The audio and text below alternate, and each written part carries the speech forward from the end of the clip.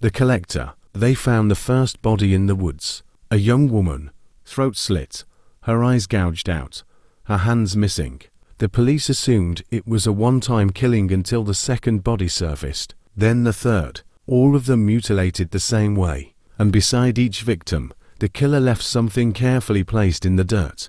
A glass jar. Empty, waiting. Detective Owen's obsession. Detective James Owens had been a cop for 20 years, but he had never seen anything like this. No DNA, no forced entry, no fingerprints, just the bodies and the jars. The media called him the collector. Owens called him a nightmare in human skin. Then, the notes started arriving, handwritten, no postage, just left on his desk at the station. The first read, "You're watching, but you're not seeing." The second, "They are not victims, they are offerings." The third, "You're next." The sixth victim, she was found in her own home. Doors locked, alarm system still active, but she was gutted like the others, her hands gone, her eyes staring blindly. And beside her bed, on the nightstand, a jar, filled with something dark and pulsing. Owens felt sick. The forensic team analyzed the substance. It wasn't blood. It wasn't anything they could identify.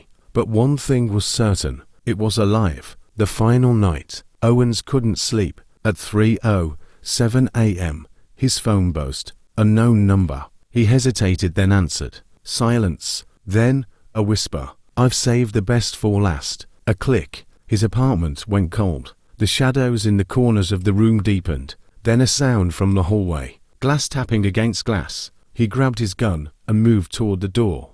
Slowly, calmer. The hallway was dark, the air thick like rotting breath.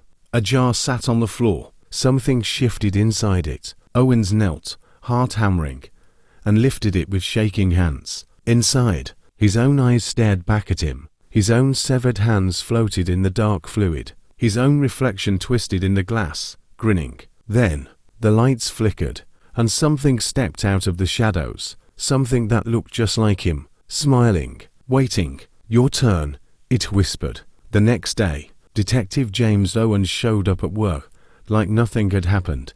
But his co-workers noticed something was off. He barely blinked. His voice was too smooth, like someone trying too hard to sound human. And when he passed by a mirror, he never looked at himself. No one saw the small glass jar in his desk drawer, or the new pair of hands floating inside it.